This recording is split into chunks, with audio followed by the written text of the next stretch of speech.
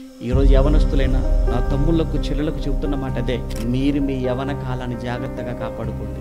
యవన కాలములో సినిమాలు, షికార్లు, ప్రేమలు అనుకుంటూ మీకు ఇచ్చిన విలువైన ఈ జీవితాన్ని మీరు కానీ దేనికోసం మీరు వృధా చేసుకున్న, పాడు చేసుకున్నా రేపు భవిష్యత్తులో కూర్చొని మీరు కుమిలి ఏడవాలి. మీరు ఎంత ఇచ్చినా మళ్ళీ ఈ యవన జీవితం మళ్ళీ మీకు వచ్చేది అది.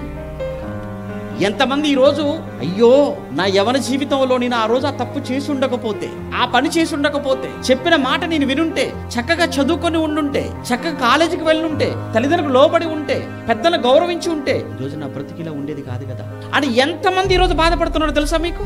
కేవలం వారు చేసిన తప్పు ఏంటంటే యవనంలో వారి జీవితాన్ని ఇష్టం వచ్చినట్టుగా వాడేసుకోవటం.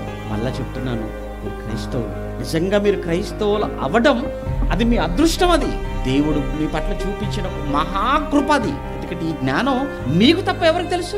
ఈ మాటలు మీ దగ్గరకు వచ్చాయి చూసారా?